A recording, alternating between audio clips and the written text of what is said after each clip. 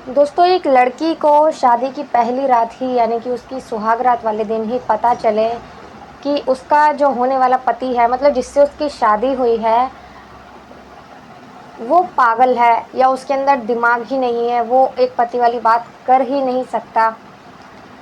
कितने सपने सजा कर बैठी थी वो, लेकिन जब वो शादी की पहली रात होती है, अपने पति का बेसब्री से इंतज़ार कर रही होती है, तो अचानक कमरे का दरवाज़ा खुलता है और उसके अंदर उसके पति की जगह उसका लड़के का जीजा यानी कि उसके पति का जीजा प्रवेश करता है कमरे के अंदर। जब वो आता है तो उसे देखकर वो चौंक जाती है। चौंकने के बाद वो कहता है, क्या मुझे अंदर आने को नहीं कहोगी? तो लड़की बोलती है कि आइए आइए। आ जाता है वो पास में, फिर कहता है वो, क्या मुझे बैठने को भी नहीं कहोगी? वो बैठ भी जाता है कि बैठिए, आपका ही घर है। साक्षी ऐसे बोल देती है। जब वो बैठता है तो कहता है कि तुमने जानबूझकर ये शादी की है या तुम सिर्फ पैसों के लिए ऐसा किया है? तो वो कहती है, क्या मतलब है आपका? तो वो कहता है कि क्या तुमसे झूठ बोला गया है शायद कि जो तुम्हारा पति है जिससे तुमने शादी की है वो पागल है। जब वो ये सुनती है तो उसे बड़ा अजीब लगता है, लेकिन उसी पल वो खड़ा होता है उसका जीजा और उससे कहता है, ठीक है अब मैं चलता हूँ। वो वहाँ से चला जाता है। अब साक्षी के मन में लाखों सवाल चल रहे होते हैं। क्या सच में मेरा पति पागल है? क्या सच में मुझसे झूठ बोला गया है? क्या करूँगी मैं? कैसे मेरी ज़िंदगी कटेगी? मेरी ज़िंदगी बर्बाद हो गई है। तो दोस्तों, वीडियो बहुत ही अच्छी होने वाली है। प्लीज़ वीडियो पूरी ज़रूर देखना और अच्छी लगे तो प्लीज़ वीडियो को लाइक भी कर देना, चैनल को सब्सक्राइब कर देना अगर आप लोग चैनल पर नए हैं तो। मैं गीता गुप्ता, स्वागत है आप लोगों का मेरी आज की एक नई सच्ची कहानी में। जय माता दी।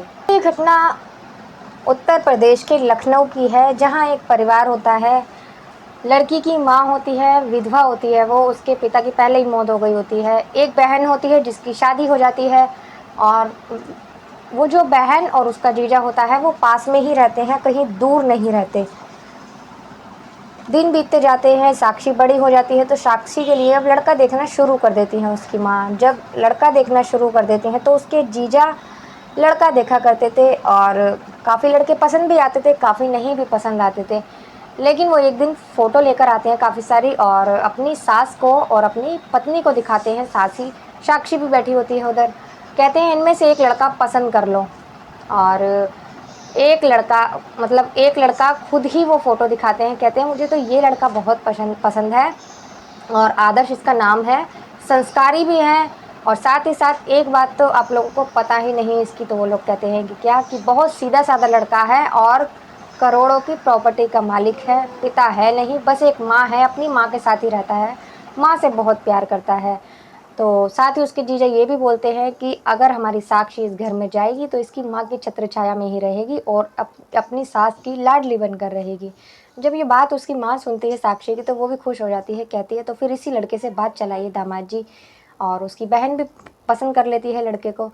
अब बात चलने लगती है। जब ये बात उस लड़के के घर पे उसकी माँ को पता चलती है तो वो भी अपने बेटे के लिए बहू ढूंढ रही थी। तो वो भी ऐसी बहू ढूंढ रही थी जो कि उसका घर संभाल ले, क्योंकि एक ही उसका बेटा था, ना ही कोई बेटी। पति की उसकी मौत हो चुकी थी। तो वो जब लड़की को देखती है तो वो भी पसंद कर लेती है लड़की को और शादी हो जाती है। शादी होने के बाद में शादी का पहला दिन होता है और लड़की वहाँ जाती है। शादी की पहली रात इंतज़ार कर रही होती है अपने पति का और उसके कमरे में उसके नंदोई की एंट्री होती है। जब उसका नंदोई की एंट्री होती है, वो आता है और आने के बाद में उसके पास जाता है, बैठने को कहता है उससे, तो वो बैठ जाता है। बैठने के बाद वो उससे कहता है, क्या तुम्हें से ये बात छुपाई गई है कि जिससे तुमने शादी की है वो पागल है? तो वो कहती है, ये आप क्या कह रहे हैं? तो वो कहता है कि जिससे तुम्हारी शादी हुई है वो पागल है और पैसों के लिए तुमने शादी की है।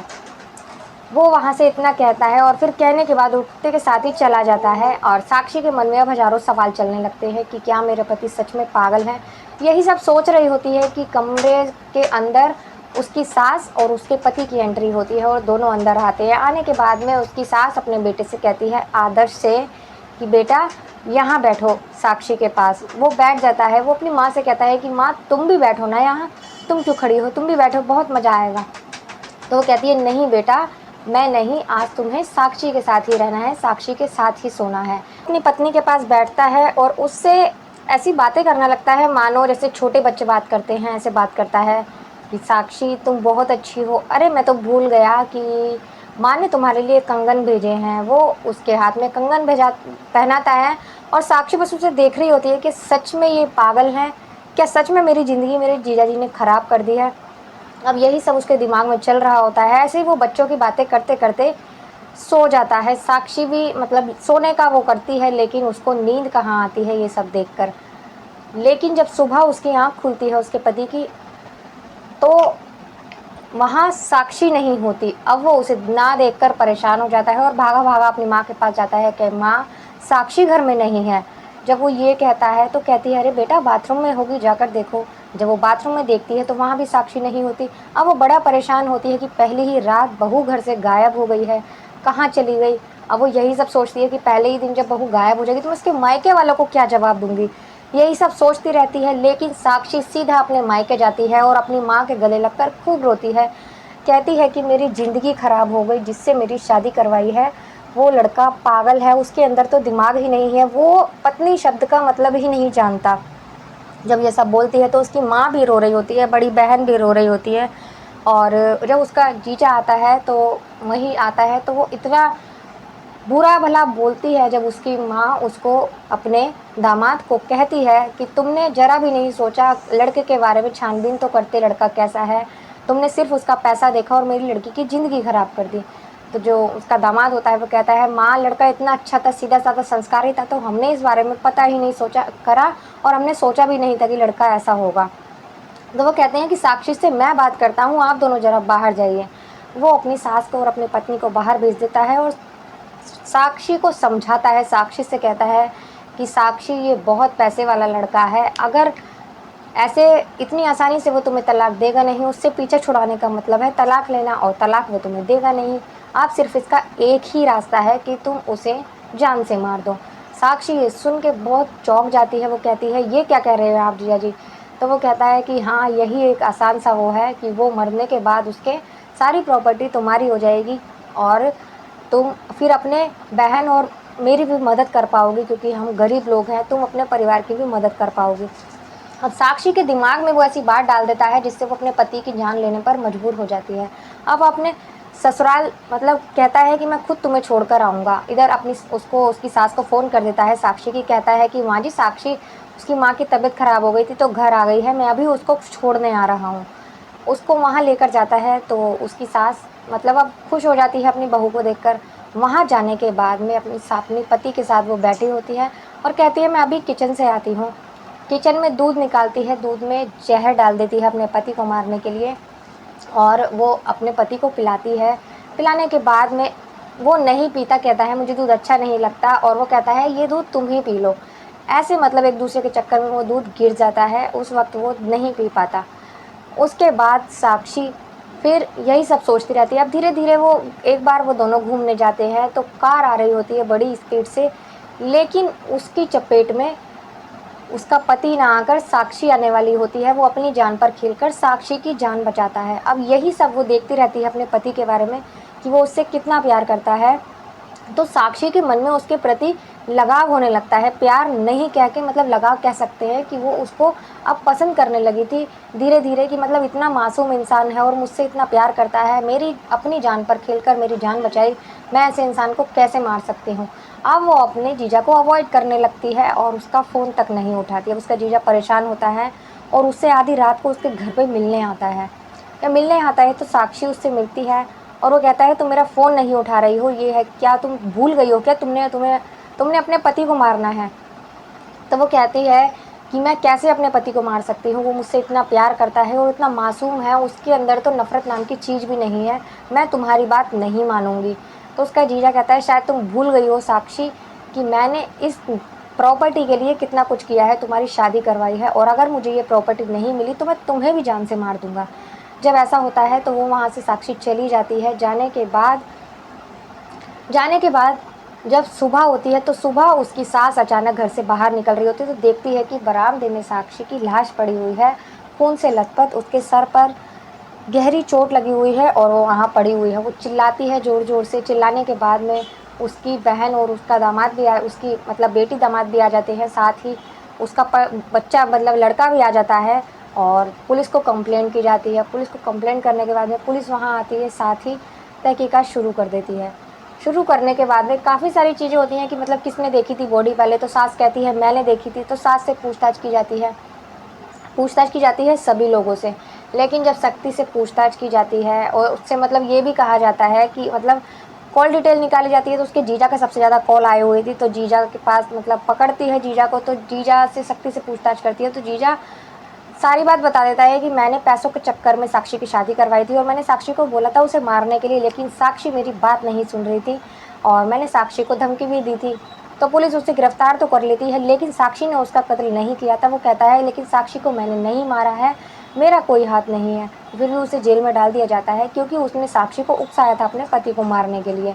अब पुलिस फिर से छानबीन में शुरू लग जाती है और उसकी सास से सख्ती से पूछताछ करती है, तो सास कहती है कि मैंने ही अपनी बहू को मारा है। और क्योंकि वो यहाँ आते ही उसका गैर मर्दों से चक्कर चलने लग गया था, ये है वो है, और वो अपने जीजा से भी मिला करती थी।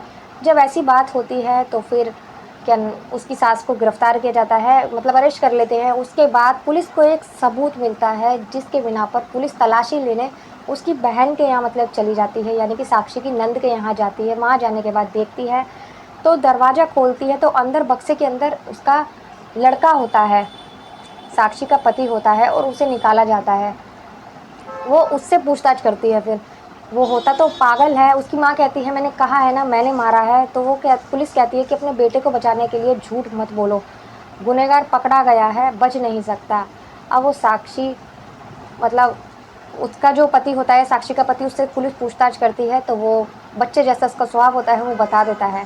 कहता है कि जिस दिन साक्षी मुझे दूध दे रही थी, दूध देने के बाद में वो उसके जीजा एक दिन आते हैं आधी रात को, मैंने देखा कमरे में साक्षी नहीं है, तो मैं बाहर आया, मैंने देखा वो अपने जीजा से कह रही थी कि मैंने दूध में मिलाकर उसे जहर दिया था, लेकिन उसने नहीं पिया और कार से भी मैंने उसे मरवाने की कोशिश की थी और मैं वो बहुत जल्दी ऐसा कर दूँगी, इसीलिए वो मुझे मार देती, इसलिए मैंने उसे मार दिया। एक पति जो इतना प्यार करता था, उससे बच्चे जैसा स्वभाव था, उसी ने ही अपनी पत्नी की हत्या कर दी थी। वो अपना जुर्म कबूल कर लेता है, लेकिन पुलिस उसे अरेस्ट कर लेती है और उसकी माँ को छोड़ देती है। माँ उसकी बहुत रोती है कि मेरे बच्चे को छोड़ दो, लेकिन उसने एक जुर्म किया था जो कि उसे अरेस्ट किया जाता है। तो दोस्तों, साक्षी को भड़काया गया था उसके जीजा ने कि अपने पति की हत्या कर दो। एक प्यार करने वाले पति की जब उसे देखती है वो इतना प्यार करता है मेरे से, तो उसकी ये भावना बदल जाती है और वो इस बात से मतलब मना कर देती है कि मैं अब उसे नहीं मारूंगी, लेकिन साक्षी की खुद ही मौत हो जाती है, उसका पति उसे ही मार देता है। तो दोस्तों, इस कहानी सुनाने का उद्देश्य किसी को परेशान करना या किसी को दुखी करना नहीं है, आप लोगों को जागरूक करना है और सचेत करना है। तो मिलते हैं अगली किसी वीडियो में एक नई कहानी के साथ, तब तक के लिए नमस्कार।